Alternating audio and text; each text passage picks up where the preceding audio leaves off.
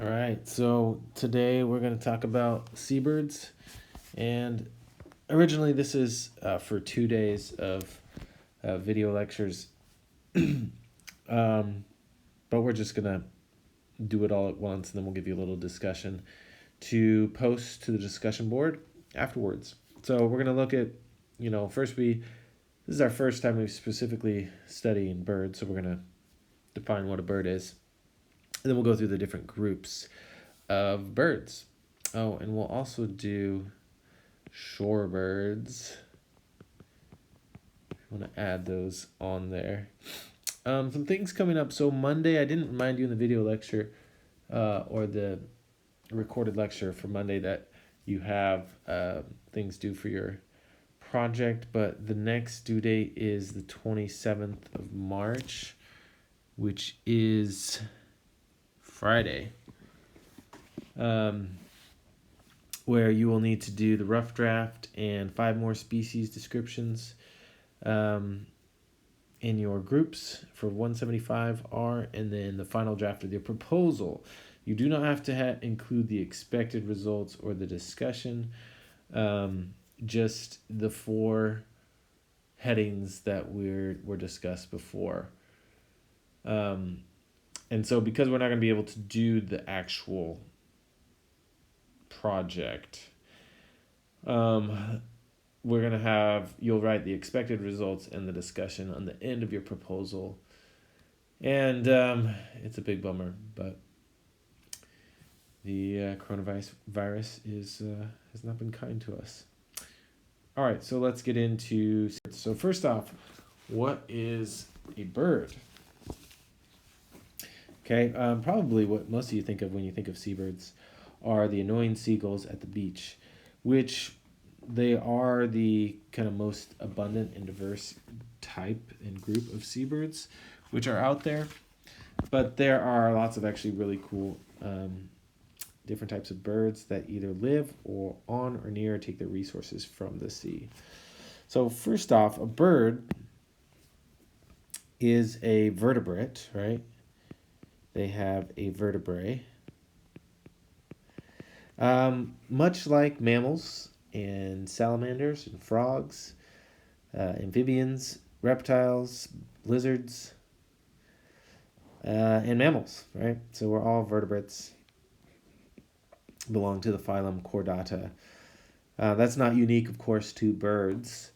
Also not unique is they are homeotherms and endotherms. And if you remember, that means that they regulate their body temperature in a very narrow range, and they can produce their own body heat through their metabolic activity. So again, this is also similar to mammals. They also, similar to mammals, have a 4-chambered heart. Okay, which is kind of interesting. This allows them to have a separate circulation for their pulmonary circulation going to their lungs, and another separate circuit going to the rest of their body, a systemic circuit. Very interesting though, they their lungs are not very big because they have air sacs, which allow them to, so what happens is they have these lungs. These are lungs. Air goes in, blood passes over, and then air goes through these different air sacs. We aren't going to go through the details, but essentially they have all these air sacs, and air kind of flows around and then out, and blood exchanges with the lungs and air sacs as they do that. It's basically a more efficient way of extracting oxygen out of their lungs. Rather than us, we just we just breathe in and out, and that's not very efficient for getting all the oxygen out of your lungs because it doesn't sit there for very long. But the air sacs allow air to sit there longer and for the blood to exchange for it longer. Okay, what else about birds is what I'd be asking you in class right now. All right, they have feathers. Okay, feathers are unique to birds that are alive right now. We do know that some dinosaurs had feathers, and most of the evidence supports that birds actually evolved from dinosaurs. They were a lineage of dinosaur that developed feathers, and for the most part, then can fly. Now, there are many birds that do not fly, but they lost the trait. It is thought that the common ancestor to all birds actually flew, and then from there they diverged into some flightless birds. And what's kind of cool for seabirds is that those adaptations for flight translate with some modifications, pretty well to make flippers for swimming. There have modifications for flight, including a reduced number of bones, a number of bones that have been fused, and bones that are hollow. All right, so because bones are so heavy and it makes it harder to fly the heavier you are, most of their bones have been either reduced through fusing or being lost altogether, and their bones themselves are hollow, which means that there's less of the bone material there, which makes them light and better able to fly. Okay, that's essentially birds. All right, so seabirds, again, we're going to find seabirds.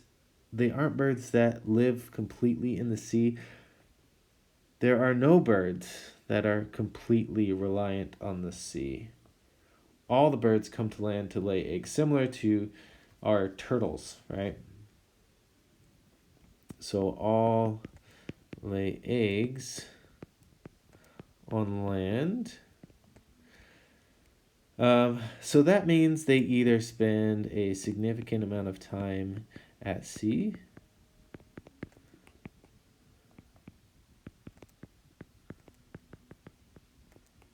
now why would they do that? Well, that's because they eat from the sea. They eat a variety of different things. They can eat plankton. They can eat, coarse fish. Some of them can be filter feeders. They'll eat crustaceans. They'll basically utilize anything that they can find in the ocean. Not all of them, but as a group, they're able to diversify in their feeding resources. So a seabird is something that relies on marine organisms for their food. With that, they are generally waterproof, right? They need to be able to repel water, and they do that through oil, which is secreted onto their feathers. Now, most birds have this, but the seabirds, it's particularly important because they're going to be diving, swimming, floating on or near the water and be getting wet, and so they need to have that oil.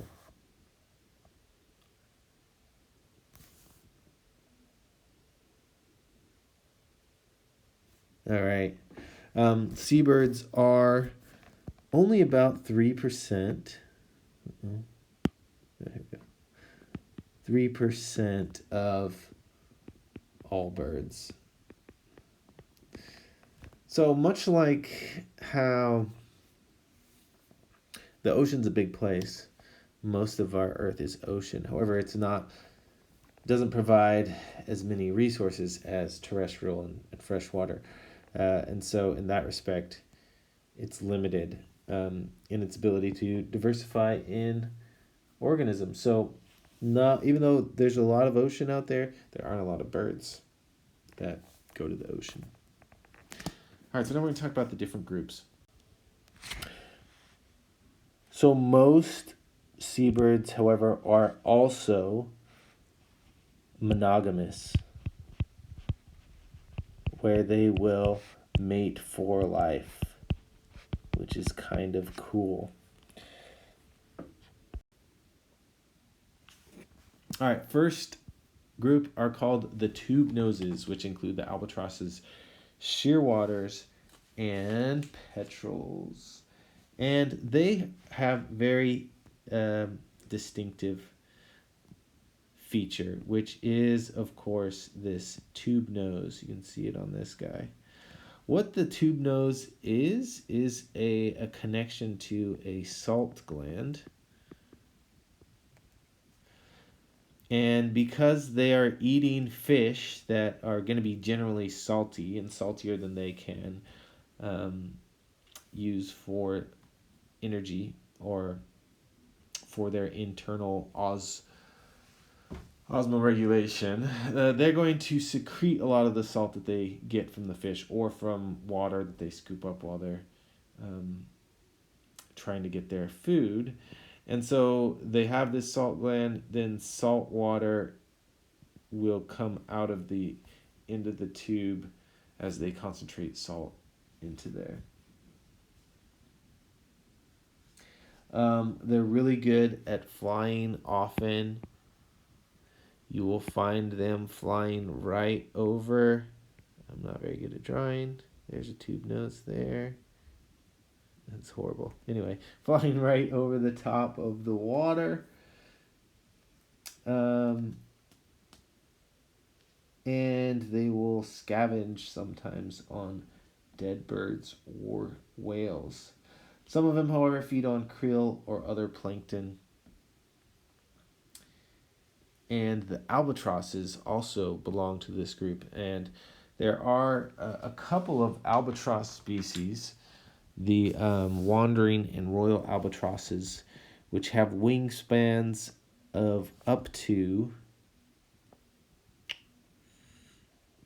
from tip to tip, 11 feet.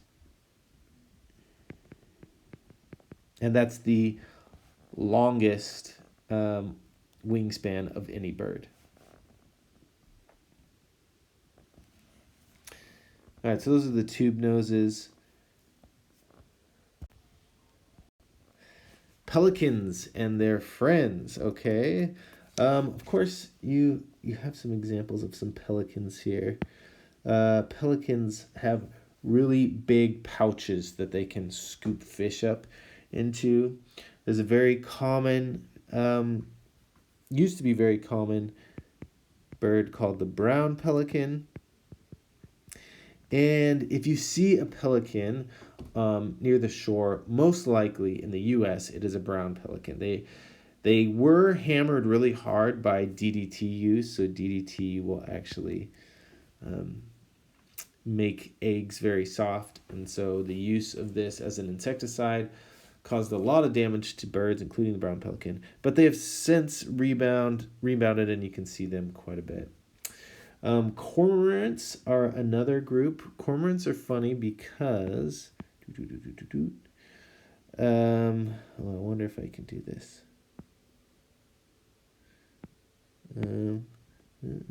Let's see.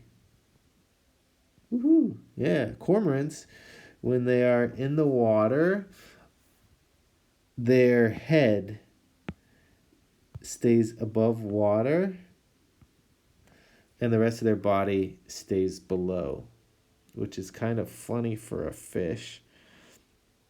Most of them are divers that go down and eat.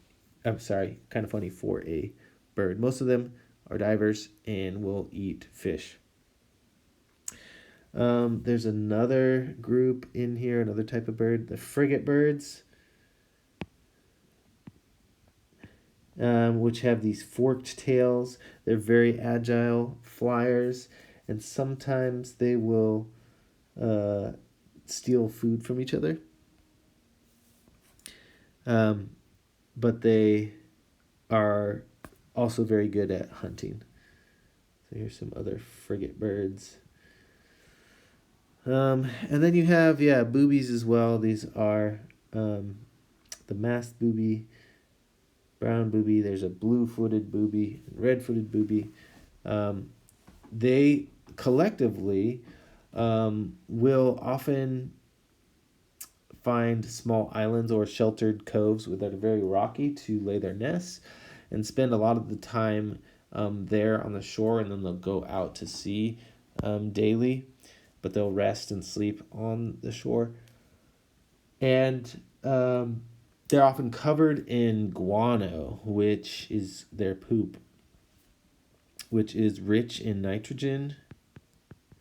And so sometimes people will harvest the guano and use it as fertilizer. All right, so that's the pelicans. All right, the gulls. The gulls are the most diverse group here.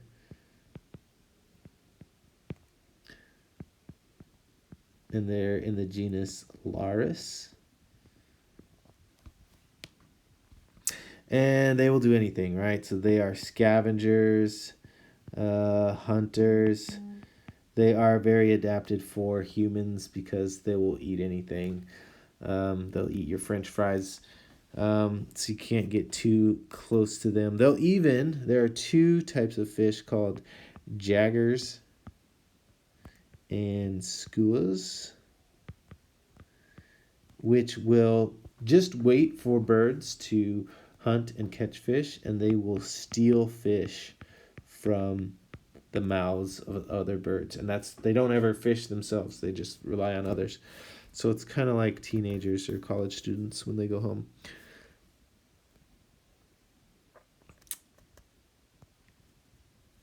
Yeah. Also in this group, you've got puffins. And puffins are sometimes confused to be like penguins, even though they don't really look like penguins, um, but they may fill the role of penguins in their ecology and what they eat.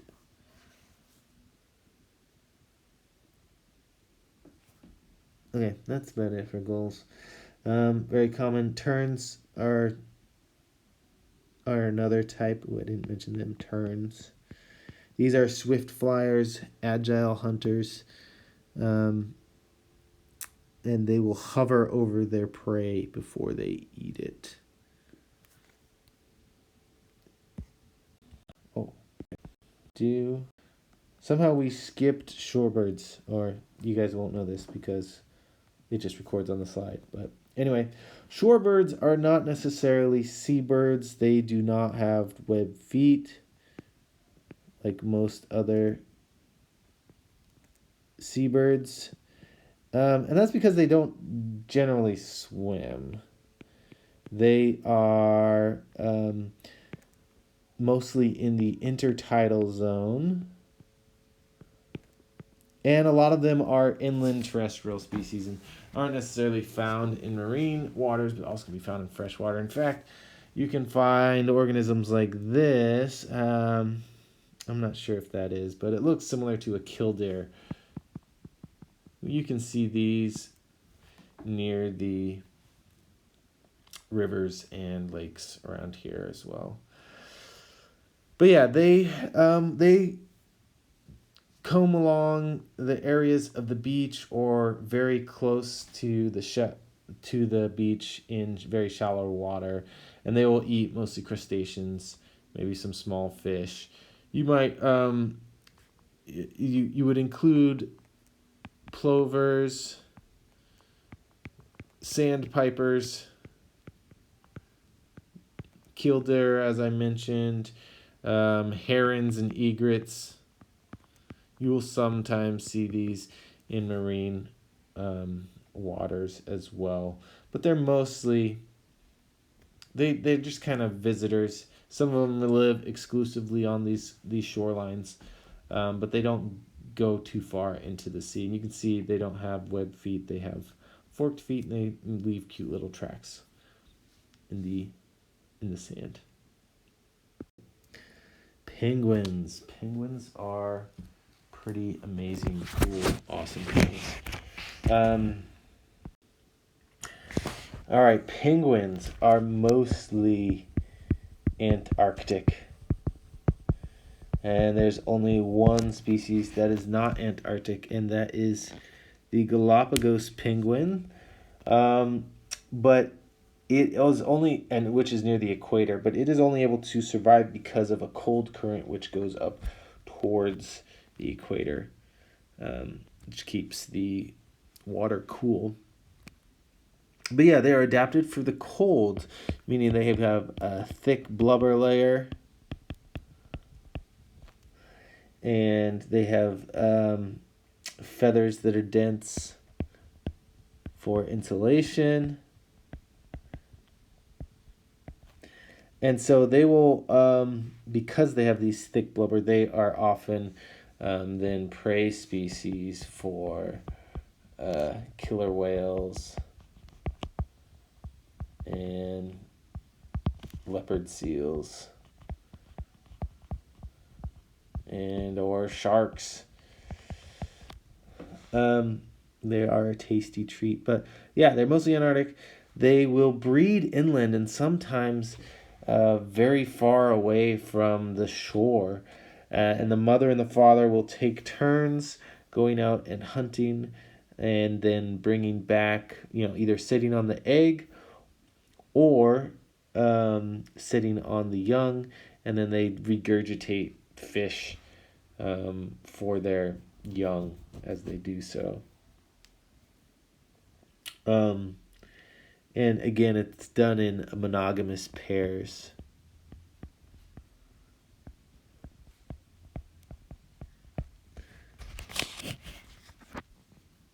All right, and if you haven't seen the Morgan Freeman movie on penguins, you should watch it because it's pretty cool. Maybe you could watch that as for your assignment. So they feed on fish or krill, which is, sorry, don't know how to spell. That's bad. I'm going to fix it.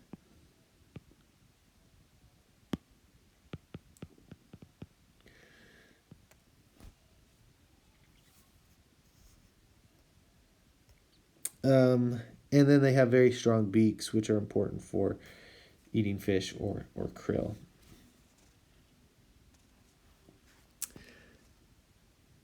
And that's pretty. Oh yeah, sometimes they make these large colonies. Well, most of them make large colonies. And like the emperor penguin will actually go a very long way inland in order to create these colonies. And some might ask, well, why are they doing that? Because it's in this Antarctic area, super cold, can be very frigid. A lot of them can even freeze to death. And the reason that they do that is, well, there's no predators, right? So there's a trade-off there. Yeah, you have to expend a lot of energy to get there, and they have to cooperate in order to make these large colonies, and they all huddle together to stay warm. And then they have to go back and forth and trade back and forth. But it works because they don't have to worry about predators. And the penguins, by the time they are done nesting, they are full grown, can go into the water and escape predators and find fish. All right. We didn't. Last group. Oh, we didn't. All right. Last thing I wanted to talk to you guys is about the auk. The great auk. All right, the great auk was a large bird, the size of a small penguin. I don't have some exact numbers for you, but it was a large bird, and it had a very extensive range, as you can see here, all up and down the east coast of the U.S., up into Canada, down the west coast of Europe, and it's thought even to be in the Mediterranean. But it had some things which made it very vulnerable to extinction. One was it was large. Two, it was tasty, so you could eat it. And they just weren't very. They stuck out as opposed to all the other small kind of shorebirds that you see. Um, and so they went extinct in Western Europe, probably in the 1600s. Their down was also useful, which could be used in decorations or in making pillows or whatever. And as the U.S. was settled, they were also harvested plentifully there. They traditionally were harvested with Native American and the traditional people in Europe and Scandinavia.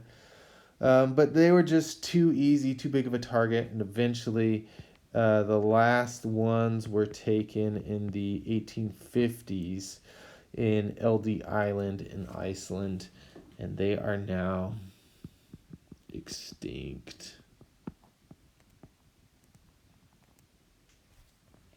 Okay, but this was a flightless bird. It was essentially a northern penguin.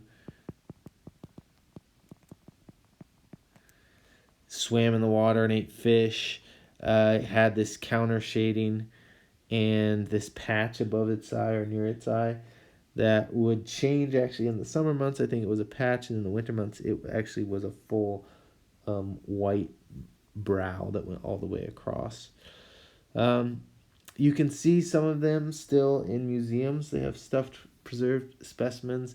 As they noticed they were about to be going extinct or endangered, they put some measures in to help preserve them, but in the 1800s, there was not a lot of enforcement in these areas, and so they just continued to be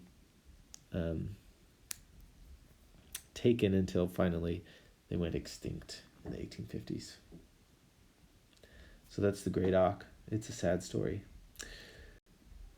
All right, so the last thing for you guys to do is to pick a different seabird and find something cool about it and post it to the discussion board. I'll have this up on Monday, but you can then post something cool that you found. We would do this in class. I'd have you look things up, maybe have a little group and find some interesting things about a seabird. But go ahead and do that, and you'll get participation points for it, perhaps even extra credit. And here's some of the things that I talked about today. Some of them weren't mentioned. That one wasn't mentioned, but most of these others were. You don't have to do these. You can find a different one you want, or a different penguin. But pick a bird, look up some information about it, and post it to the discussion board.